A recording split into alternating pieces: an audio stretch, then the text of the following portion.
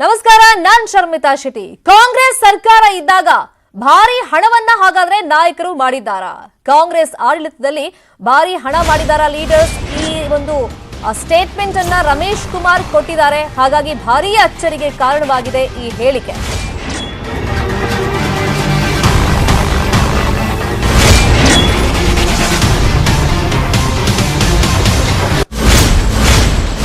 BJP ನಾಯಕರು ಅಥವಾ ಬೇರೆ ಪಕ್ಷದ ನಾಯಕರು ಈ ತರ ಸ್ಟೇಟ್ಮೆಂಟ್ ಕೊಟ್ಟಿದ್ರೆ ಏನೋ ಆರೋಪ ಮಾಡೋದಕ್ಕೆ ಹೇಳ್ತಿದ್ದಾರೆ ಅಂತ ಹೇಳ್ಬೋದಾಗಿತ್ತು. ಆದರೆ ಕಾಂಗ್ರೆಸ್ನ ನಾಯಕರೊಬ್ರು, ಅದು ಹಿರಿಯ ನಾಯಕರೊಬ್ರು ಈ ರೀತಿ ಸ್ಟೇಟ್ಮೆಂಟ್ ಕೊಟ್ಟಿರೋದ್ರಿಂದ ಇದು ಭಾರಿ ಚರ್ಚೆಗೆ ಗ್ರಾಸವಾಗಿದೆ, ಅಚ್ಚರಿಗೆ ಕಾರಣವಾಗಿದೆ. 3-4 ತಲೆಮಾರಿಗಾಗುವಷ್ಟು ನಾವು ಮಾಡಿಟ್ಟಿದ್ದೀವಿ, ಅಂದ್ರೆ ಹಣ ನೆಹರು, ಇಂದಿರಾ ಗಾಂಧಿ, ಸೋನಿಯಾ ಹೆಸರಲ್ಲಿ ನಾವು ಮಾಡಿದ್ದೀವಿ. ಈಗ ನಾವೆಲ್ಲ ತ್ಯಾಗಕ್ಕೆ, ಹೋರಾಟಕ್ಕೆ ಸಿದ್ಧವಾಗಬೇಕು ಅಂತ ರಮೇಶ್ ಕುಮಾರ್ ಹೇಳಿದ್ದಾರೆ. ನಾವೀಗ ಗಾಂಧಿ ಕುಟುಂಬದ ಋಣ ತೀರಿಸಬೇಕು, ಇಲ್ಲದೆ ಇದ್ರೆ ನಾವು ತಿನ್ನೋ ಅನ್ನದಲ್ಲಿ ಹುಳ ಬೀಳುತ್ತೆ. ಋಣ ಸಂದಾಯದ ಮಾತುಗಳನ್ನ ಆಡಿದ್ದಾರೆ ರಮೇಶ್ ಕುಮಾರ್. ಅನ್ನತನವನ್ನು ಬಿಡೋಣ, ನೀಚತನವನ್ನು ಬಿಡೋಣ, ಚಾಡಿಕೋರ್ತನವನ್ನು ಬಿಡೋಣ, ಎಲ್ಲ ಸಣ್ಣ ವಿಚಾರಗಳನ್ನು ಬದಿಗೊತ್ತೋಣ. ಕಾಂಗ್ರೆಸ್ ಅನ್ನು ಬಲಗೊಳಿಸಬೇಕು, ಸೋನಿಯಾ ಗಾಂಧಿ ಅವರಿಗೆ ಶಕ್ತಿ ತುಂಬಬೇಕು, ನೈತಿಕವಾಗಿ ಅವರಿಗೆ ಒಂದು ಸಮಾಧಾನ ಇವತ್ತು ಆಗಬೇಕು. ನನಗೆ ಒಂದು ಸಮನ್ಸ್ ಕೊಟ್ಟಿದ್ದಕ್ಕೆ ಕಾಂಗ್ರೆಸ್ನ ಕಾರ್ಯಕರ್ತರು ದೇಶಾದ್ಯಂತ ನನ್ನ ಜೊತೆಗೆ ನಿಂತಿದ್ದಾರೆ.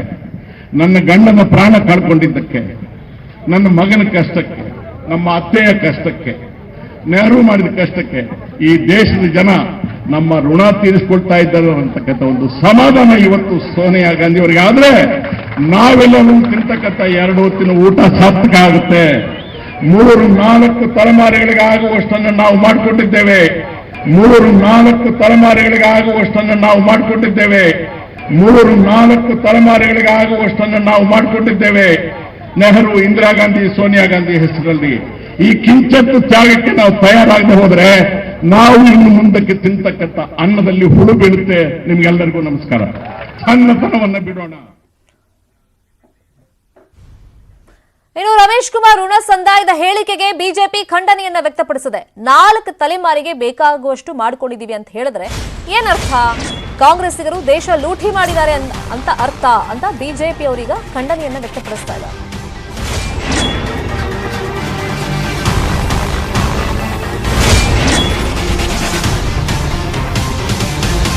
ಮತ್ತೆ ಇವತ್ತು ಪ್ರತಿಭಟನೆ ಮಾಡುವಾಗ ಕಾಂಗ್ರೆಸ್ ನಾಯಕರು ಮಾಡ್ತಾ ಇದ್ದಂತ ಪ್ರತಿಭಟನೆ ಹಿಂಸಾ ಸ್ವರೂಪಕ್ಕೆ ತಿರುಗಿದೆ. ಕಾಂಗ್ರೆಸ್ಸಿಗರು ಅವರದ್ದೇ ಕಾರ್ಗಳಿಗೆ ಬೆಂಕಿ ಹಾಕೊಂಡಿದ್ದಾರೆ. ಕಾಂಗ್ರೆಸ್ನವರಿಗೆ ಮಾನ ಮರ್ಯಾದೆ ಇಲ್ಲ, ಇದು ಬಿಜೆಪಿ ನಾಯಕರಿಂದ ಸರಣಿ ವಾಗ್ದಾಳಿಗಳು ಆಗ್ತಾ ಇದೆ.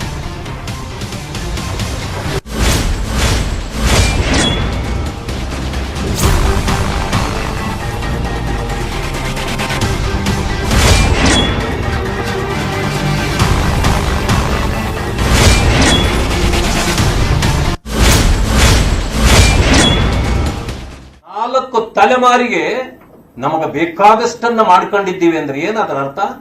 ದೇಶವನ್ನ ಲೂಟಿ ಮಾಡಿದ್ದಲ್ವಾ ಅದರ ಅರ್ಥ? 4 ತಲೆಮಾರಿಗೆ ಆಗುವಷ್ಟು ನೀವು ಲೂಟಿ ಮಾಡಿದ ಮೇಲೆ ಕಾಂಗ್ರೆಸ್ನ ಹೆಸರು ಏನು ಹಂಗಾದ್ರೆ? ಲೂಟಿ ಮಾಡಿದ ಕಾಂಗ್ರೆಸ್. ಈ ದೇಶವನ್ನ ಲೂಟಿ ಮಾಡಿರ್ತಕ್ಕಂಥ ಕಾಂಗ್ರೆಸ್ನಲ್ಲಿ ಅಧಿಕಾರ ಅನುಭವಿಸಿರ್ತಕ್ಕಂಥ ರಮೇಶ್ ಕುಮಾರ್ ಇರಬಹುದು, ಸಿದ್ದರಾಮಯ್ಯನವರು ಇರಬಹುದು, ಮಲ್ಲಿಕಾರ್ಜುನ್ ಖರ್ಗೆ ಅವರು ಇರಬಹುದು, ಪರಮೇಶ್ವರ್ ಇರಬಹುದು, ದಿನೇಶ್ ಗುಂಡೂರಾವ್ ಇರಬಹುದು. ಯಾರ್ಯಾರು ಮಾಡಿದ್ದೀರಿ? ಒಂದು ಸಮಯ ನೀವು ಪ್ರೊಟೆಸ್ಟ್ ಮಾಡಿ ಅದನ್ನ ರಕ್ಷಣೆ ಮಾಡಲಿಕ್ಕೆ ಆಗ್ಲಿಲ್ಲ ಅಂತಂದ್ರೆ ನಾವು ತಿನ್ನೋ ಹುಳುಗಳಲ್ಲಿ ಇದು ಅನ್ನದಲ್ಲಿ ಹುಳ ಬೀಳ್ತದೆ ಅಂತಕ್ಕಂಥ ಮಾತನ್ನ ಬಹಳ ಚೆನ್ನಾಗಿ ಇವತ್ತು ರಮೇಶ್ ಕುಮಾರ್ ಅವರು ವ್ಯಕ್ತಪಡಿಸಿದ್ದಾರೆ. ಇದರಿಂದ ನಾವು ತಿಳ್ಕೊಳ್ಬಹುದು ಅವರು ನಿಜವಾಗಿಯೂ ಇವತ್ತು ಎದುರಿಸ್ತಕ್ಕಂಥ ಈ ಒಂದು ಏನು ಇಡೀ ವಿಚಾರಣೆ ಇದೆ ಇದರಲ್ಲಿ ಸತ್ಯಾಂಶ ಇದೆ ಅನ್ನೋದನ್ನು ಅವರೇ ಹೇಳಲಿಲ್ವಾ? ಲೂಟಿ ಮಾಡಿದವರ ವಿಚಾರಣೆ ಇವತ್ತು ನಡೀತಿದ್ರೆ ಅದಕ್ಕೆ ಪ್ರೊಟೆಸ್ಟ್ ನೀವು ಯಾಕೆ ಮಾಡ್ತಿದ್ದೀರಿ? ಋಣ ತೀರಿಸಲಿಕ್ಕೆ, ಋಣ ಸಂದಾಯ ಮಾಡಲಿಕ್ಕೆ ನೀವು ಮಾಡ್ತಿರ್ತಕ್ಕಂಥದ್ದು ನೀವೇ ಇವತ್ತು ದೇಶದ ಮುಂದೆ ಹೇಳ್ಕೊಂಡಿದ್ದೀರಿ. ಇದಕ್ಕೆ ನಮ್ಮ ಪುರಾವೆ ಹಾಕಬೇಕು. ಅಂದಮೇಲೆ ಒಂದು ಯೋಚನೆ ಮಾಡಬೇಕು, ಯಾರು ಈ ದೇಶದ ಲೂಟಿಕೋರರಿದ್ದಾರೆ ಅವರನ್ನ ನಿರ್ನಾಮ ಮಾಡಬೇಕು. ದೇಶದಲ್ಲಿ ಯಾರೇ ಇದ್ರೂ ಕೂಡ ನಾವು ನಾರ್ಮಲ್ ನಲ್ಲಿ ಇದ್ರೆ ಈಗ ಅನೇಕರ ಮೇಲೆ ಅನೇಕ ಕೇಸ್ಗಳಿದ್ದಾವೆ, ಇರಿಸ್ಪೆಕ್ಟಿವ್ ಆಫ್ ಪಾರ್ಟಿ ಎಲ್ಲರ ಮೇಲೂ ಕೇಸ್ಗಳು ನಡೀತಾ ಇದ್ದಾವೆ, ಬೇರೆ ಬೇರೆ ಹಂತದಲ್ಲಿ ತನಿಖೆಗಳು ನಡೀತಾ ಇದ್ದಾವೆ. ಆದರೆ ತನಿಖೆನೇ ಮಾಡಬೇಡಿ, ಅವ್ರನ್ನ ಯಾರು ಕರೆದಿರಿ ಅನ್ನುವಂಥದ್ದನ್ನ ಮುಂದಿಟ್ಕೊಂಡು ಇವತ್ತು ಕಾಂಗ್ರೆಸ್ಸು ದೇಶದ ಜನರ ದಿಕ್ಕು ತಪ್ಪಿಸುವಂತ ಕೆಲಸಕ್ಕೆ ಏನು ಕೈ ಹಾಕಿದ್ದಾರೆ. ದೇಶದ 130 ಕೋಟಿ ಜನ ಬಹಳ ಸ್ಪಷ್ಟತೆ ಇದೆ. ಯಾವ ಕಾಂಗ್ರೆಸ್ಸು ಇಷ್ಟು ವರ್ಷದಲ್ಲಿ ಏನು ಮಾಡಿದ್ದಾರೆ ಅನ್ನುವಂಥದ್ದನ್ನ ಬಹಳ ಸ್ಪಷ್ಟವಾಗಿ ಹೇಳಿದ್ದಾರೆ. ಇವತ್ತು ರಮೇಶ್ ಕುಮಾರ್ ಅವರು ಕೂಡ ಇವತ್ತು ಮಾತಾಡ್ತಕ್ಕಂಥ ಸಂದರ್ಭದಲ್ಲಿ ಹೇಳಿದ್ದಾರೆ, ನಾವು ಯಾಕೆ ಆ ಋಣವನ್ನು ತೀರಿಸಬೇಕು ಅನ್ನೋಂಥ ಮಾತನ್ನು ಕೂಡ ಅವರು ಸ್ಪಷ್ಟವಾಗಿ ಹೇಳಿದ್ದಾರೆ. ಅಂದ್ರೆ ಕಾಂಗ್ರೆಸ್ ಇಷ್ಟು ವರ್ಷದಲ್ಲಿ ಯಾವ ರೀತಿಯಾಗಿ ನಡ್ಕೊಂಡು ಬಂದಿದೆ, ಯಾವ ರೀತಿಯಾಗಿ ಭ್ರಷ್ಟಾಚಾರವನ್ನು ಮಾಡಿದೆ ಅನ್ನುವಂಥದ್ದನ್ನ ಅವರೇ ಹೇಳಿರ್ತಕ್ಕಂಥ ಸಂಗತಿ ಇವತ್ತು ಬಹಳ ಸ್ಪಷ್ಟವಾಗಿದೆ. ಭಾರತೀಯ ಜನತಾ ಪಾರ್ಟಿ ಇವತ್ತೇನು ಹೋರಾಟವನ್ನ ನಡೆಸಿದ್ದಾರೆ ಅದನ್ನು ಬಹಳ ಸ್ಪಷ್ಟವಾಗಿ ಖಂಡನೆಯನ್ನು ಮಾಡ್ತೇವೆ. ಇಡೀ ದೇಶದ ಜನತೆಗೆ ಗೊತ್ತಿದೆ ಇವತ್ತೇನಾಗ್ತಾ ಇದೆ, ಏನ ನಡೀತಾ ಇದೆ ಅಂತಕ್ಕಂಥ ಎಲ್ಲ ವಿಷಯಗಳು ಕೂಡ ಸ್ಪಷ್ಟತೆಯಲ್ಲಿದ್ದಾವೆ. ಮುಚ್ಚಿ ಹಾಕ್ತಕ್ಕಂಥ ಕೆಲಸವನ್ನ, ಮರೆಮಾಚುವತಕ್ಕಂಥ ಕೆಲಸವನ್ನು ಇವತ್ತು ಕಾಂಗ್ರೆಸ್ನವರು ಪ್ರತಿಭಟನೆ ಮಾಡುವ ಮೂಲಕ ಪ್ರಯತ್ನವನ್ನು ಮಾಡಿದ್ದಾರೆ. ಇದನ್ನು ನಾವು ಸಂಪೂರ್ಣ ವಿರೋಧವನ್ನು ವ್ಯಕ್ತಪಡಿಸ್ತೇವೆ. ನೈತಿಕತೆ ಇದ್ರೆ ಅವ್ರಿಗೇನಾದ್ರೂ ವಿಶ್ವಾಸ ಇತ್ತಂದ್ರೆ, ಯಾಕೆ ಅನೇಕ ಕೇಸುಗಳಲ್ಲಿ ಅನೇಕರು ಕೂಡ ಇದ್ದಿದ್ದಾರೆ, ಇಲ್ಲ ಅಂತ ಅನ್ನಂಗಿಲ್ಲ, ಎಲ್ಲಾ ಪಾರ್ಟಿಯಲ್ಲಿ ಕೂಡ ಅನೇಕ ಕೇಸುಗಳನ್ನು ಎದುರಿಸಿದ್ದಾರೆ. ಆ ಕೇಸುಗಳನ್ನು ಎದುರಿಸಲಿ, ಸತ್ಯಾಂಶ ಇದ್ರೆ ಅವರು ಸ್ವಚ್ಛವಾಗಿದ್ದಾರೆ ಅಂತಂದ್ರೆ ನಿಜವಾಗ್ಲೂ ಕೂಡ ಹೊರಗೆ ಬಂದೇ ಬರ್ತಾರೆ ಅನ್ನೋಂಥದ್ದು ಇರುತ್ತೆ. ಆದರೆ ನೀವು ಯಾಕೆ ಇವತ್ತು ಕೇಸುಗಳು ನಡೆದ್ರೆ ಹಾಗಾದ್ರೆ ಪ್ರೊಟೆಸ್ಟ್ ಯಾಕೆ ಮಾಡಬೇಕು?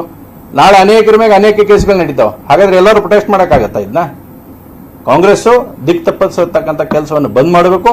ಅವ್ರಿಗೇನು ಇಡಿ ಅವರು ಕರೆದಿದ್ದಾರೆ, ತನಿಖೆ ಏನಿದೆ ಆ ತನಿಖೆಗೆ ಸಹಕಾರ ಕೊಟ್ಟು ಅದರ ವ್ಯವಸ್ಥೆಯಲ್ಲಿ ಯಾವ ಅಧಿಕಾರಿಗಳು ತನಿಖೆಯನ್ನು ಮಾಡ್ತಾರೆ ಅದಕ್ಕೆ ಸಹಕಾರ ಕೊಡ್ತಕ್ಕಂಥ. ಇದು ಬಿಜೆಪಿ ನಾಯಕರು ವಾಗ್ದಾಳಿಯನ್ನ ನಡೆಸ್ತಾ ಇದ್ದಾರೆ. ರಮೇಶ್ ಕುಮಾರ್ ಅವರು ಸ್ಟೇಟ್ಮೆಂಟ್ ಕೊಟ್ಟ ಮೇಲೆ ಇನ್ನು ಬಿಜೆಪಿ ಶಾಸಕರಾಗಿರುವಂತಹ ಎಂಪಿ ರೇಣುಕಾಚಾರ್ಯ ಅವರು ನ್ಯೂಸ್ 18 ಜೊತೆಗೆ ಅವ್ರ ಒಪಿನಿಯನ್ ಶೇರ್ ಮಾಡಿದ್ದಾರೆ. ರಮೇಶ್ ಕುಮಾರ್ ಸ್ಟೇಟ್ಮೆಂಟ್ ಬಗ್ಗೆ ಏನ್ ಹೇಳಿದ್ದಾರೆ ಕೇಳೋಣ. ಅವರ ಮಾತು ಇವತ್ತು ಅದು 3-4 ತಲೆಮಾರಿಗಾಗುವಷ್ಟು ಮಾಡಿಟ್ಟಿದೀವಿ. ನೆಹರು, ಇಂದಿರಾ ಗಾಂಧಿ, ಸೋನಿಯಾ ಹೆಸರಲ್ಲಿ ಮಾಡಿದೀವಿ. ಈಗ ನಾವೆಲ್ಲ ತ್ಯಾಗಕ್ಕೆ, ಹೋರಾಟಕ್ಕೆ ಸಿದ್ಧ ಆಗ್ಬೇಕು, ಇಲ್ದಿದ್ರೆ ನಾವು ತಿನ್ನುವಂತ ಅನ್ನಕ್ಕೆ ಹುಳ ಬೀಳುತ್ತೆ ಅಂತ. ಒಂದು ಹಿಂದೆ ಈ ದೇಶಕ್ಕೋಸ್ಕರ ತ್ಯಾಗ ಬಲಿದಾನ ಅನೇಕರನ್ನು ಹಿರಿಯರು ಮಾಡಿದ್ರು, ಪೂರ್ವಜರು. ಅಂದು ತ್ಯಾಗ ಮಾಡುವಂತದ್ದು ಆ ಕಾಂಗ್ರೆಸ್ ಬೇರೆ. ಇಂದು ಕುರ್ಚಿಗೋಸ್ಕರ ಇರ್ತಕ್ಕಂಥ ಕಾಂಗ್ರೆಸ್ ಮತ್ತು ಆಂತರಿಕ ಕಲಹ, ಬೀದಿಯಲ್ಲಿ ಜಗಳ ಮಾಡ್ತಕ್ಕಂಥ ಕಾಂಗ್ರೆಸ್ ಮತ್ತು ಭ್ರಷ್ಟಾಚಾರಕ್ಕೆ ಮತ್ತೊಂದು ಹೆಸರು ಕಾಂಗ್ರೆಸ್ಗೆ ಮತ್ತೊಂದು ಹೆಸರು ಭ್ರಷ್ಟಾಚಾರ.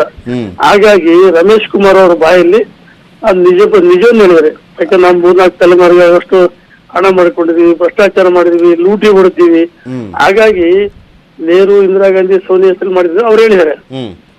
ಇದು ಈಗ ಇಡಿ ಅವರು ಏನ್ ಮೊನ್ನೆ ಅವ್ರಿಗೆ ಇದನ್ನ ಇಡಿಗೆ ವಿಚಾರಣೆಗೆ ಬರಬೇಕು ಅಂತ ಸತ್ಯ ಇದೆ, ಒಪ್ತಿನಂಗಲ್ಲ.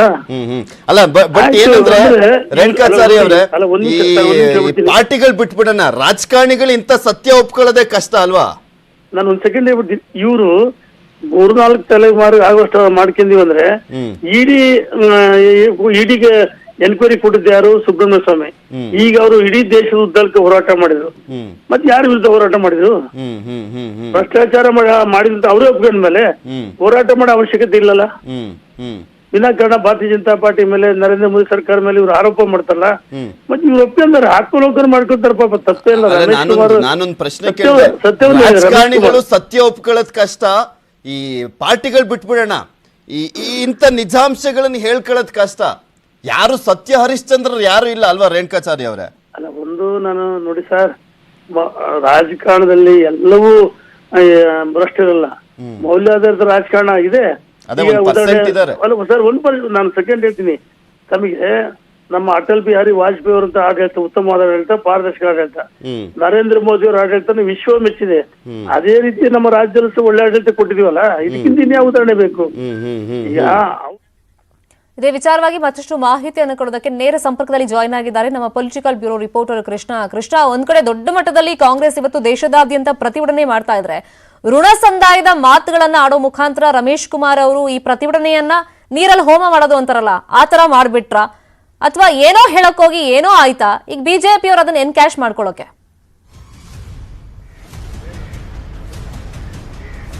ಖಂಡಿತವಾಗ್ಲೂ ಶರ್ಮಿತಾ, ಮುಖ್ಯವಾಗಿ ಏನೋ ಮಾಡೋದಕ್ಕೆ ಹೋಗಿ ಏನೋ ಎಡವಟ್ಟನ್ನ ಮಾಡ್ಕೊಂಡಿದ್ದಾರೆ ಕಾಂಗ್ರೆಸ್ ಅಲ್ಲಿ. ಅದರಲ್ಲೂ ಪ್ರಮುಖವಾಗಿ ರಮೇಶ್ ಕುಮಾರ್ ಅವರು ಕಿರಿಯ ರಾಜಕಾರಣಿ ಆಗಿದ್ರೆ ಅದ್ರ ಬಗ್ಗೆ ಸಾಕಷ್ಟು ಮಹತ್ವವನ್ನು ಕೊಡ್ತಾ ಇರಲಿಲ್ಲ. ಆದ್ರೆ ಹಿರಿಯ ರಾಜಕಾರಣಿ ಜೊತೆಗೆ ಮಾಜಿ ಸ್ಪೀಕರ್ ಕೂಡ, ಅಂದ್ರೆ ಸ್ಪೀಕರ್ ಆಗಿ ಕೆಲಸವನ್ನ ಮಾಡಿರುವಂತವರು, ಇದೀಗ ಒಂದು ರೀತಿ ಋಣ ಸಂದಾಯ ಮಾತನ್ನ ಆಡಿರುವಂತದ್ದು ಎಲ್ಲೋ ಒಂದ್ ಕಡೆ ಕಾಂಗ್ರೆಸ್ಗೆ ಒಂದು ರೀತಿ ಮುಜುಗರವನ್ನ ತರಿಸಿದೆ. ಅದರ ಜೊತೆಗೂ ಕೂಡ ಸಾರ್ವಜನಿಕ ವಲಯದಲ್ಲೂ ಕೂಡ ಒಂದು ರೀತಿ ಆಕ್ರೋಶಕ್ಕೆ ಕಾರಣವಾಗಿದೆ. ಅದರ ಜೊತೆಗೆ ಮುಖ್ಯವಾಗಿ ರಾಜ್ಯ ಬಿಜೆಪಿಗೆ ಒಂದು ರೀತಿ ಪ್ರಬಲವಾದಂತಹ ಅಸ್ತ್ರವಾಗಿ ಸಿಕ್ಕಿದೆ. ಇದೇ ಒಂದು ವಿಚಾರವನ್ನ ಇಟ್ಕೊಂಡು ಇದೀಗ ರಾಜ್ಯಾದ್ಯಂತ ಚುನಾವಣೆ ಸಂದರ್ಭದಲ್ಲೂ ಕೂಡ ಇದೇ ಒಂದು ವಿಚಾರವನ್ನು ಪ್ರಸ್ತಾಪ ಮಾಡೋದಕ್ಕೂ ಕೂಡ ರಾಜ್ಯದ ನಾಯಕರುಗಳು ಮುಂದಾಗಿದ್ದಾರೆ. ಇಷ್ಟು ದಿನಗಳ ಕಾಲ ಕೆಪಿಸಿಸಿ ಅಧ್ಯಕ್ಷ ಡಿ.ಕೆ. ಶಿವಕುಮಾರ್ ಅವರು ವಿಚಾರವಾಗಿ ಸಾಕಷ್ಟು ಪ್ರಸ್ತಾಪವನ್ನ ಮಾಡಿದ್ರು. ಅಂದ್ರೆ ಜೈಲಿಗೆ ಹೋಗಿ ಬಂದಂತವರು, ಏನು ಇಡಿಯಲ್ಲಿ ವಿಚಾರಣೆ ಮಾಡಿದಂತವರು ಈ ರೀತಿಯಾದಂತಹ ಪ್ರತಿಭಟನೆಯನ್ನ ಮಾಡ್ತಾರೆ. ಈ ರೀತಿಯಾಗಿ ಅಂದ್ರೆ ತಮ್ಮ ಭ್ರಷ್ಟಾಚಾರವನ್ನ ಮುಚ್ಚಿಕೊಳ್ಳುವಂತ ನಿಟ್ಟಿನಲ್ಲಿ ಈ ರೀತಿಯಾಗಿ ಹೋರಾಟಕ್ಕೆ ಮುಂದಾಗ್ತಾ ಇರುವಂತದ್ದು ರಾಜ್ಯದ ಬಿಜೆಪಿ ನಾಯಕರುಗಳು ಇಷ್ಟು ದಿನಗಳ ಕಾಲ ಒಂದು ಹೇಳ್ಕೊಳ್ತಾ ಬರ್ತಾ ಇದ್ರು. ಇದೀಗ ಅದ್ರ ಜೊತೆಗೆ ಡಿ.ಕೆ. ಶಿವಕುಮಾರ್ ಆದಿಯಾಗಿ ರಮೇಶ್ ಕುಮಾರ್ ಅವರು ಏನ್ ಹೇಳಿಕೆಯನ್ನ ಕೊಟ್ಟಿದ್ದಾರೆ, ಇದು ಒಂದು ರೀತಿ ಬಿಜೆಪಿಗೆ ಒಂದು ರೀತಿ ಅಸ್ತ್ರವಾಗಿ ಸಿಕ್ಕೋದ್ರ ಮೂಲಕವಾಗಿ ಮುಂಬರ್ತಕ್ಕಂತ ಒಂದು ರೀತಿ ಎಲ್ಲಾ ಕಡೆ ಕೂಡ ಒಂದು ರೀತಿ ಕಾಂಗ್ರೆಸ್ ಭ್ರಷ್ಟಾಚಾರದ ಕಾಂಗ್ರೆಸ್ ಅನ್ನೋ ಒಂದು ವಿಚಾರವನ್ನ ಹೇಳ್ಕೊಳ್ತಾ ಹೋಗ್ತಾ ಇರುವಂತದ್ದು. ಬಹುಶಃ ರಮೇಶ್ ಕುಮಾರ್ ಅವರು ಈ ಒಂದು ಹೇಳಿಕೆಯನ್ನ ಕೊಟ್ಟಿರುವಂತದ್ದು ಎಲ್ಲೋ ಒಂದ್ ಕಡೆ ಕಾಂಗ್ರೆಸ್ನ, ಅಂದ್ರೆ ಕೋಲಾರ ಭಾಗದಲ್ಲಿ ಕಾಂಗ್ರೆಸ್ನ ನಾಯಕರುಗಳು ಎಲ್ಲೋ ಒಂದ್ ಕಡೆ ಮುಖಂಡರುಗಳು ದೂರ ಸರಿದಿದ್ದಾರೆ ಅನ್ನುವಂಥದ್ದು. ಆ ಒಂದು ಕಾಂಗ್ರೆಸ್ನ ನಾಯಕರುಗಳನ್ನ ಸೆಳೆಯುವಂತ ನಿಟ್ಟಿನಲ್ಲಿ ಎಲ್ಲರೂ ಕೂಡ ಪಕ್ಷದಲ್ಲಿ ತೊಡ್ಕೊಳ್ಬೇಕು, ಅಂದ್ರೆ ಋಣ ಸಂದೇಹವನ್ನ ತೀರಿಸಬೇಕಾಗಂತ ನಿಟ್ಟಿನಲ್ಲಿ ಎಲ್ಲರೂ ಕೂಡ ಕಾರ್ಯಪ್ರವೃತ್ತರಾಗಬೇಕು ಅನ್ನೋ ಒಂದು ಸಂದೇಶಕ್ಕೋಸ್ಕರವಾಗಿ ರಮೇಶ್ ಕುಮಾರ್ ಅವರು ಈ ರೀತಿಯಂತ ಹೇಳಿಕೆಯನ್ನು ಕೊಟ್ಟಿದ್ದಾರೆ. ಆದ್ರೆ ಇದೀಗ ಅವರ ಹೇಳಿಕೆನೇ ಇದೀಗ ಅವರಿಗೆ ತಿರುಗುಬಾಣವಾಗಿ ಪರಿಣಮಿಸಿದೆ. ಯಾಕಂದ್ರೆ ಕಾಂಗ್ರೆಸ್ ಅವರು ಇಷ್ಟು ದೊಡ್ಡ ಮಟ್ಟದಲ್ಲಿ ಸೋನಿಯಾ ಗಾಂಧಿ ಆಗಿರ್ಬೋದು, ರಾಹುಲ್ ಗಾಂಧಿ ಅವರು ವಿಚಾರಣೆ ಮಾಡಿದ ಸಂದರ್ಭದಲ್ಲಿ ದೊಡ್ಡ ಮಟ್ಟದಲ್ಲಿ ಪ್ರತಿಭಟನೆಯನ್ನ ಮಾಡ್ತಿದ್ದಾರೆ. ಇದೀಗ ರಮೇಶ್ ಕುಮಾರ್ ಅವರು ಈ ರೀತಿಯಂತ ಹೇಳಿಕೆಯನ್ನು ಕೊಡೋದ್ರ ಮೂಲಕವಾಗಿ ಒಂದು ರೀತಿ ಭ್ರಷ್ಟಾಚಾರವನ್ನ ತಾವೇ ಮಾಡಿದ್ದೇವೆ ಅನ್ನೋ ಸಂದೇಶವನ್ನ ರವಾನೆಯನ್ನ ಮಾಡಿದ್ದಾರೆ. ಇದೀಗ ಬಿಜೆಪಿಯವರು ದೊಡ್ಡ ಮಟ್ಟದಲ್ಲಿ ಆಕ್ರೋಶವನ್ನ ವ್ಯಕ್ತಪಡಿಸಿದ್ದಾರೆ. ಶರ್ಮಿತಾ, ಥ್ಯಾಂಕ್ ಯು ಕೃಷ್ಣ ತಮ್ಮೆಲ್ಲ ಇನ್ಫಾರ್ಮೇಶನ್ಗೆ. ಮತ್ತೆ ರಮೇಶ್ ಕುಮಾರ್ ಅವರು ಈ ರೀತಿ ಸ್ಟೇಟ್ಮೆಂಟ್ ಅನ್ನ ಕೊಡ್ತಾ ಇರೋದು ಇದೇ ಫಸ್ಟ್ ಟೈಮ್ ಏನಲ್ಲ. ಕಳೆದ ಡಿಸೆಂಬರ್ ನಲ್ಲಿ ಅಸೆಂಬ್ಲಿ ಒಳಗಡೆ ನಿಂತ್ಕೊಂಡಾಗ, ಅಂದ್ರೆ ಸದನದಲ್ಲೇ ಅಸಂಬದ್ಧ ಮಾತುಗಳನ್ನು ಆಡಿದ್ರು. ಆ ಟೈಮ್ನಲ್ಲೂ ದೊಡ್ಡ ಮಟ್ಟದಲ್ಲಿ ಆಕ್ರೋಶ ವ್ಯಕ್ತವಾಗಿತ್ತು. ಆ ಟೈಮ್ನಲ್ಲಿ ಅವರು ಒಂದು ಸ್ಟೇಟ್ಮೆಂಟ್ ಕೊಟ್ಟಿದ್ದು ಅತ್ಯಾಚಾರವನ್ನ ತಡೆಯೋಕಾಗದಿದ್ರೆ ಅದನ್ನ ಅನುಭವಿಸಬೇಕು. ಸೊ ರಮೇಶ್ ಕುಮಾರ್ ಅವರು ಸದನದ ಒಳಗೆ ಈ ರೀತಿ ಮಾತುಗಳನ್ನು ಆಡಿದ್ದಕ್ಕೆ ಮಹಿಳೆಯರು ನಿಗಿ ಕೆಂಡ ಕಾರಿದ್ರು. ಇದೀಗ 3-4 ತಲೆಮಾರಿಗೆ ಆಗುವಷ್ಟು ಹಣವನ್ನ ನಾವು ಮಾಡಿದ್ದೀವಿ, ಆಸ್ತಿ ಸಂಪಾದನೆ ಮಾಡಿದ್ದೀವಿ, ಈಗ ಋಣ ಸಂದಾಯ ಮಾಡಬೇಕು ಅಂತ ಏನ್ ಸ್ಟೇಟ್ಮೆಂಟ್ ಕೊಟ್ಟಿದ್ದಾರೆ, ಇದು ಕಾಂಗ್ರೆಸ್ಗೆ ಮುಜುಗರವನ್ನ ತರಿಸ್ತಾ ಇದೆ. ಮತ್ತೆ ಹಿರಿಯ ನಾಯಕರು, ತುಂಬಾ ಜನ ಇವ್ರ ಹತ್ರ ಅಡ್ವೈಸ್ ಕೇಳುವಂತ ನಾಯಕರು, ರಮೇಶ್ ಕುಮಾರ್ ಅವರೇ ಈ ರೀತಿ ಸ್ಟೇಟ್ಮೆಂಟ್ ಗಳನ್ನ ಕೊಟ್ಟು ಪಕ್ಷಕ್ಕೆ ಪದೇ ಪದೇ ಮುಜುಗರವನ್ನ ತರಿಸ್ತಾ ಇದ್ದಾರೆ.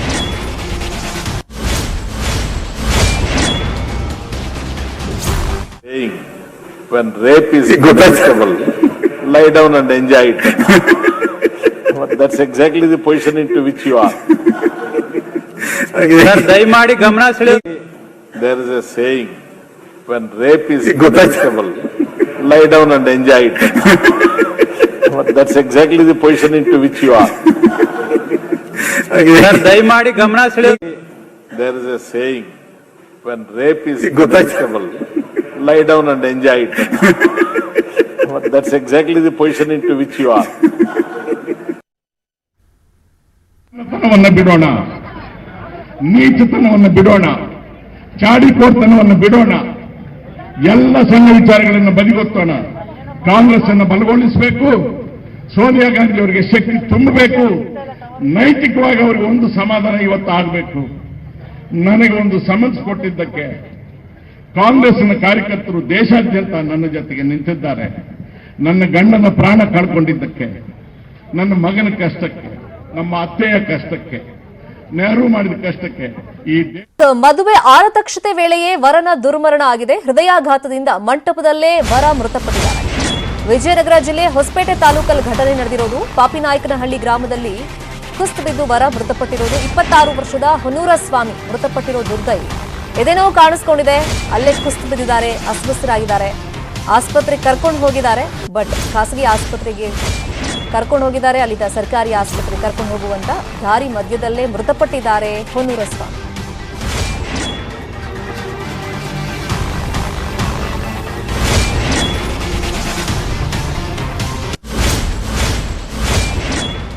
ನೋಡಿ, ದೃಶ್ಯದಲ್ಲಿ ಮಾರ್ಕ್ ಮಾಡಿ ತೋರಿಸ್ತಾ ಇದೀವಲ್ಲ, ಸಾಕಷ್ಟು ಆಯಾಸ ಆದಂಗೆ ಕಾಣಿಸ್ತಾ ಇದೆ. ಯಾಕಂದ್ರೆ ರಿಸೆಪ್ಷನ್ ಅಲ್ಲಿ ತುಂಬಾ ಜನ ಬಂದಿರ್ತಾರೆ, ಅವ್ರು ಬಂದಂಗೆಲ್ಲ ಫೋಟೋಗೆ ನಿಂತ್ಕೊಂಡು ಪೋಸ್ ಕೊಡಬೇಕು.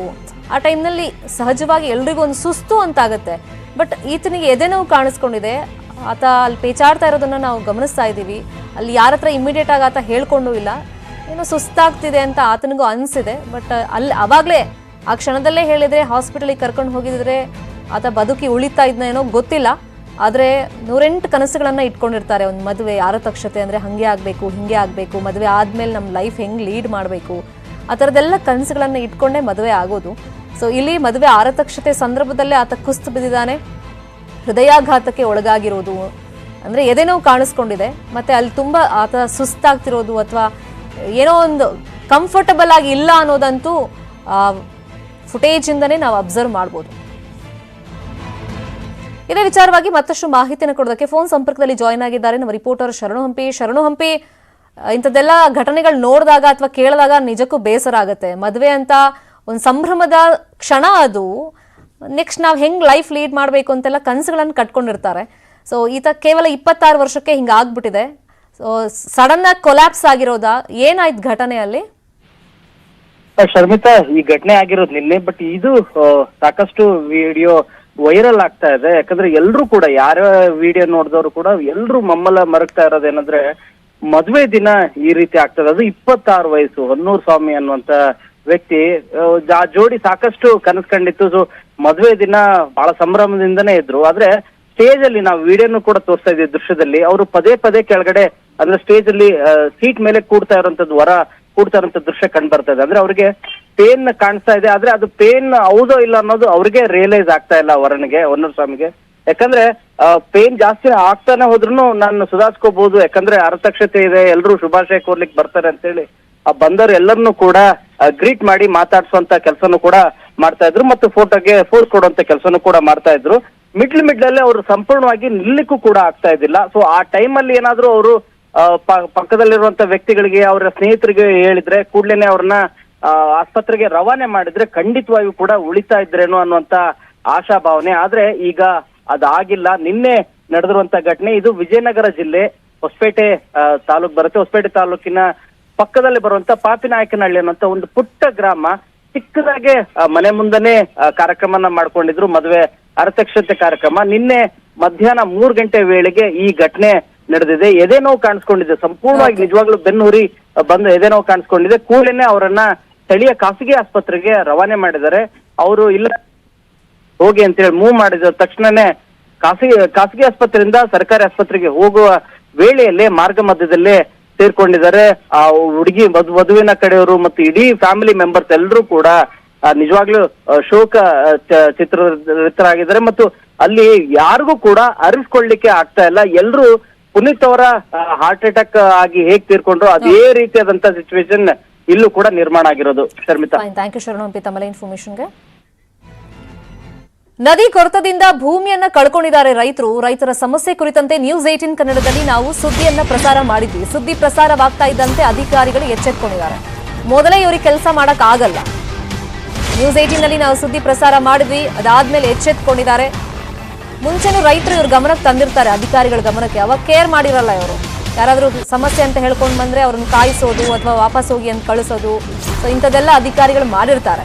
ಸ್ಥಳಕ್ಕೆ ಅಥಣಿ ತಹಶೀಲ್ದಾರ್ ಭೇಟಿ ನೀಡಿ ಪರಿಶೀಲನೆ ಮಾಡಿದ್ದಾರೆ. ನ್ಯೂಸ್ 18 ಕನ್ನಡದಲ್ಲಿ ಸುದ್ದಿ ಪ್ರಸಾರ ಆದ್ಮೇಲೆ ಬೆಳಗಾವಿ ಜಿಲ್ಲೆ ಹಿಪ್ಪರಗಿ, ಸವದಿ, ಜನವಾಡ ಗ್ರಾಮದಲ್ಲಿ ರೈತರಿಗೆ ಸಮಸ್ಯೆ ಆಗಿತ್ತು. ಕೃಷ್ಣಾ ನದಿ ನೀರಿನ ಹರಿವಿನಿಂದ ಭೂಮಿ ಕೊರೆತ ಆಗ್ತಾ ಇತ್ತು. ಸಾಕಷ್ಟು ರೈತರು ತಮ್ಮ ಜಮೀನನ್ನ ಕಳ್ಕೊಂಡಿದ್ರು, ಅಂದ್ರೆ ಭೂಮಿಯನ್ನ ಕಳ್ಕೊಂಡಿದ್ರು. ಸುಮಾರು 60 ಎಕರೆಗೂ ಅಧಿಕ ಭೂಮಿ ನದಿ ಪಾಲಾಗ್ಬಿಟ್ಟಿತ್ತು ಕೊರೆತದಿಂದ. ಸರ್ಕಾರಕ್ಕೆ ಹಾನಿ ಕುರಿತಂತೆ ವರದಿ ಸಲ್ಲಿಸೋದಾಗಿ ಭರವಸೆಯನ್ನ ಕೊಟ್ಟಿದ್ದಾರೆ. ಇದು ನ್ಯೂಸ್ 18 ಕನ್ನಡ ವರದಿಯ ಬಿಗ್ ಇಂಪ್ಯಾಕ್ಟ್.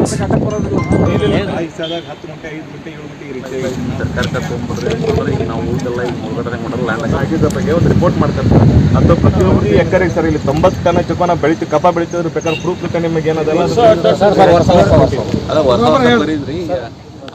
ಬ್ಯಾರೇಜ್ನ ಎಡಭಾಗದಲ್ಲಿ ನೀರಿನ ಕೊರತೆ ಉಂಟಾಗಿ ಸುಮಾರು 1 ಕಿಲೋಮೀಟರ್ವರೆಗೆ ರೈತರು ಹೇಳ್ತಾರೆ 1-1.5 ಕಿಲೋಮೀಟರ್ವರೆಗೆ ಜಮೀನು ಹಾಳಾಗಿದೆ ಅಂತದನ್ನು ಪರಿಶೀಲನೆ ಮಾಡಿದ್ದೇವೆ. ಸದರಿ ಅವರ ಬೇಡಿಕೆ ಕೂಡ ಇದೆ. ಕಳೆದ 20 ವರ್ಷಗಳಿಂದ ಏನು ನಮ್ಮ ರೈತರ ಬೆಳೆ ಹಾನಿ ಆಗಿದೆ ಅದನ್ನು ಒದಗಿಸಿಕೊಡಬೇಕು. ಜೊತೆಗೆ ನಮಗೆ ಒಂದು ಶಾಶ್ವತ ಸದರಿ ಜಮೀನುಗಳನ್ನ ಭೂ ಸ್ವಾಧೀನಪಡಿಸಿಕೊಂಡು ಶಾಶ್ವತ ಪರಿಹಾರ ಕೊಡಬೇಕು ಅಂತಕ್ಕಂಥದ್ದು ರೈತರ ಬೇಡಿಕೆ ಇದೆ. ಅದನ್ನು ನಾವು ಪಂಚನಾಮೆಯಲ್ಲಿ ಬರೆದುಕೊಂಡು ಅವ್ರ ಜೊತೆಗೆ ಮಾನ್ಯ ಜಿಲ್ಲಾಧಿಕಾರಿ ಕೂಡ ಈ ವಿಷಯ ಕುರಿತು ದೂರವಾಣಿಯಲ್ಲಿ ಕೂಡ ನಾನು ಮಾತನಾಡಿದ್ದೇನೆ.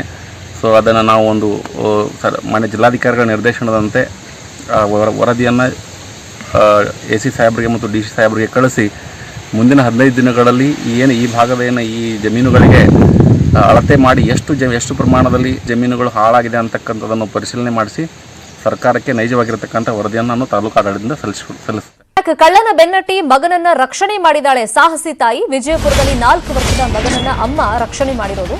ಕಳ್ಳನ ಬೆನ್ನಟ್ಟಿ ಕಳ್ಳನಿಂದ ಮಗುವನ್ನ ರಕ್ಷಿಸಿಕೊಂಡಿದ್ದಾರೆ ತಾಯಿ ರೇಣುಕಾ. ವಿಜಯಪುರ ನಗರದ ಬುರಾಣಪುರ ಬಳಿಯಲ್ಲಿ ಬಸವನಗರ ಅಂತಿದೆ, ಅಲ್ಲಾಗಿರೋ ಘಟನೆ.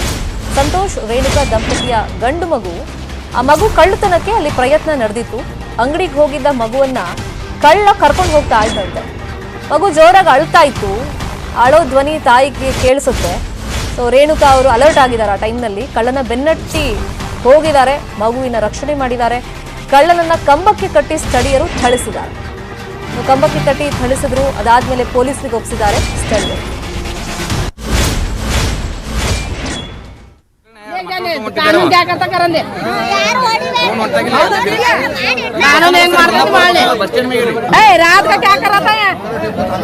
ಸರ ಅಲ್ಲಿ ನಮ್ಮ ಮನ್ಯಾಗ ಇದ್ದೀನ್ರಿ, ಅಂಗಡಿಗೆ ಹೋಗಿತ್ರಿ ಪಾರ.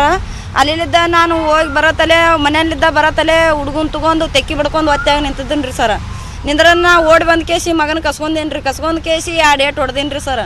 ಒಡೆನ ಹಂಗ ಅವ ಬಿಟ್ಕೊಟ್ಟು ಮಗನ್ ಬಿಡ ನಾವು ಮುಂದೆ ಓಡಾಕತ್ತಿದನ್ರಿ ಸರ್. ಹುಡುಗನ್ ಬಿಟ್ಟು ಹಂಗ ಮುಂದೆ ಹೋಗಿ ಹಿಡ್ಕೊಂಬಂದಿನ್ರಿ ಸರ್. ಅವಾಗ ಹಿಂಗ ಮಕ್ಕಳು ಬಿಟ್ಟು ಹೋಗು ಮುಂದೆ ಟೈಮ್ದಾಗ ನಾವು ಒಂದೊಂದು ಹೊತ್ನಾಗ ಇರ್ತೀವಿ ಸರ್, ಒಂದೊಂದು ಹೊತ್ನಾಗ ಇರಲ್ಲ. ಒಟ್ಟ ಇದನ್ನ ಇಲ್ರಿ ಸರ್. ಓಣೆನಾರ ಎಲ್ಲರೂ ಅವಾಗ ಬಂದು ಕಲೆನ ನಿಂತು ಇದನ್ನ ಮಾಡಾಕತ್ತೀರಿ ಸರ್. ಅವಾಗ ಹಿಡ್ಕೊಂಬಂದು ಇದನ್ನ ಮಾಡಿದ್ರಿ ಸ್ಟೇಷನ್. ಏನು ಹೇಳಿಲ್ರಿ. ಅವ 4 ಊರ್ ಹೆಸರು ಹೇಳಿದನ್ರಿ ಸರ್. ತನ್ನ ಹೆಸರು ಬದ್ಲಿ ಹೇಳ್ಯಾನ್ರಿ ಸರ್ ನನಗ. ಬಾಗಲಕೋಟೆ ಕೆರೂರು ಪಟ್ಟಣದಲ್ಲಿ ಗುಂಪು ಘರ್ಷಣೆ ಪ್ರಕರಣ ನಡೆದಿತ್ತು. ಕೆರೂರು ಪಟ್ಟಣದಲ್ಲಿ ಎಡಿಜಿಪಿ ಅಲೋಕ್ ಕುಮಾರ್ ರೌಂಡ್ಸ್ ಹಾಕಿದ್ದಾರೆ. ಕೆರೂರ ಪೊಲೀಸರ ಕಾರ್ಯವೈಖರಿಗೆ ಅಲೋಕ್ ಕುಮಾರ್ ಅವರು ಗರಂ ಆಗಿದ್ದಾರೆ. ಘರ್ಷಣೆಯ ಸಂಬಂಧ ಪೊಲೀಸರನ್ನ ತರಾಟೆಗೆ ತಗೊಂಡಿದ್ದಾರೆ. ಗುಂಪು ಘರ್ಷಣೆ ಆಗಿತ್ತು, ರಾಜ್ಯಾದ್ಯಂತ ದೊಡ್ಡ ಮಟ್ಟದಲ್ಲಿ ಸದ್ದು ಮಾಡಿತ್ತು ಆ ಪ್ರಕರಣ. ಗುಂಪು ಘರ್ಷಣೆಯ ಸ್ಥಳಕ್ಕೂ ಕೂಡ ಅಲೋಕ್ ಕುಮಾರ್ ಅವರು ವಿಸಿಟ್ ಮಾಡಿ ಪರಿಶೀಲನೆಯನ್ನ ಮಾಡಿದ್ರು. ಮೊಬೈಲ್ ಅಂಗಡಿ ಮಾಲೀಕನನ್ನ ವಿಚಾರಣೆ ಮಾಡಿದ್ರು. ಇನ್ನು ವಶಕ್ಕೂ ಪಡ್ಕೊಂಡಿದ್ದಾರೆ. ಜುಲೈ 6ನೇ ತಾರೀಕು ಕೆರೂರ ಪಟ್ಟಣದಲ್ಲಿ ಗುಂಪು ಘರ್ಷಣೆ ನಡೆದಿತ್ತು. ಹಿನ್ನೆಲೆಯಲ್ಲಿ ಕೆರೂರು ಪಟ್ಟಣದಲ್ಲಿ ಅಲೋಕ್ ಕುಮಾರ್ ರೌಂಡ್ಸ್ ಹಾಕಿರೋದು, ಪರಿಶೀಲನೆ ಮಾಡಿರೋದು. ಈ ವೇಳೆ ಜಿಲ್ಲಾ ಪೊಲೀಸ್ ವರಿಷ್ಠಾಧಿಕಾರಿಯಿಂದ ಹಿಡಿದು ಪೊಲೀಸ್ ಕಾನ್ಸ್ಟೇಬಲ್ ತನಕ ಕ್ಲಾಸ್ ತಗೊಂಡ್ರು.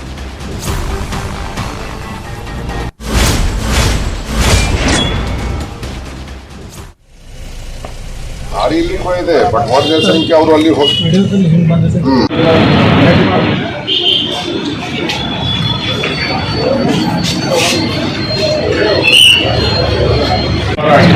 ಆ ಟೈಮಲ್ಲಿ ಬಂದ ಚೆಕ್ ಮಾಡಿ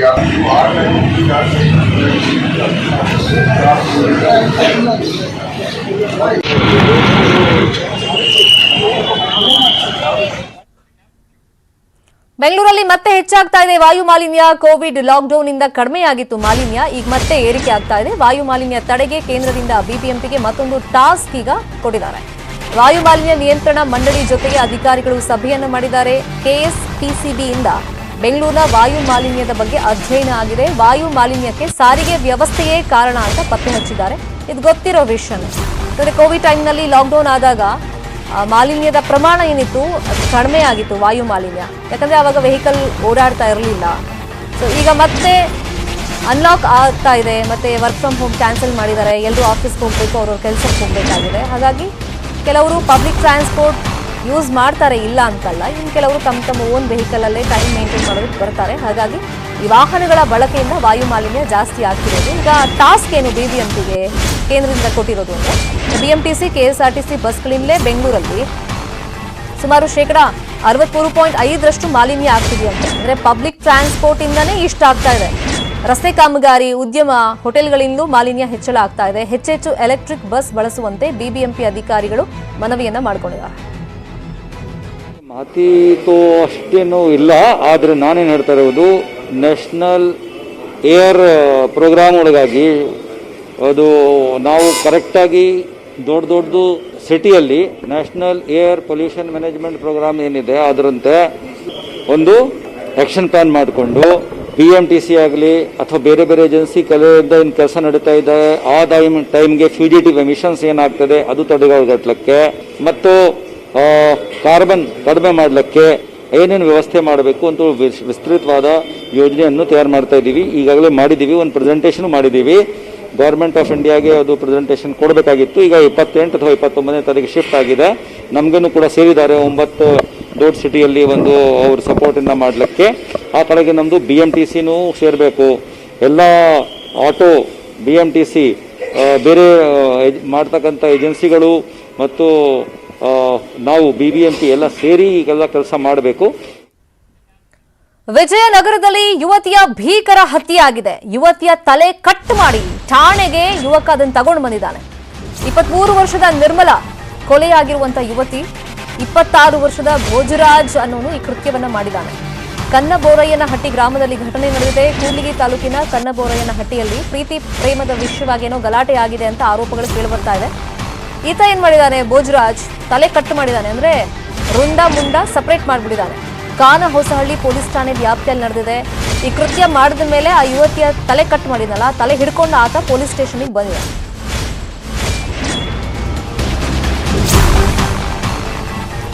ವಿಜಯನಗರದಲ್ಲಿ ಯುವತಿಯ ಭೀಕರ ಹತ್ಯೆಯಾಗಿದೆ.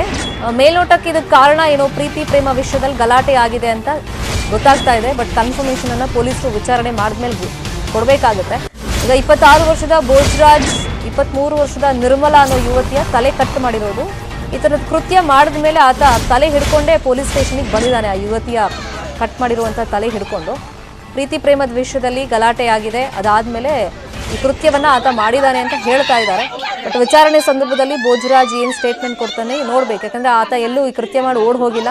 ಅವನೇ ಧೈರ್ಯವಾಗಿ ಆ ತಲೆ ಹಿಡ್ಕೊಂಡು ಪೊಲೀಸ್ ಸ್ಟೇಷನ್ಗೆ ಹೋಗಿದ್ದಾನೆ. ಬಹುಶಃ ಸರೆಂಡರ್ ಆಗಿದ್ದಾನೆ ಅಂತ ಕಾಣಿಸುತ್ತೆ. ಈಗ ಇನ್ನು ಆ ಯುವತಿ ಮನೆಯವರು ಆಕ್ರಂದನ ಇಡ್ತಿರೋದನ್ನ ನೋಡ್ತಾ ಇದ್ದೀವಿ.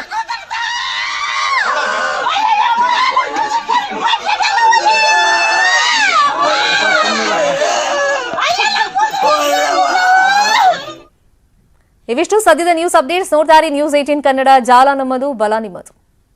ಈ ವಾರ್ತೆಯ ಮುಖ್ಯಾಂಶಗಳ ಪ್ರಾಯೋಜಕರು ಹೇಡ್ಸ್ ಆಫ್ ಮೊದಲ ದಿನದಿಂದಲೇ ಪರಿಣಾಮ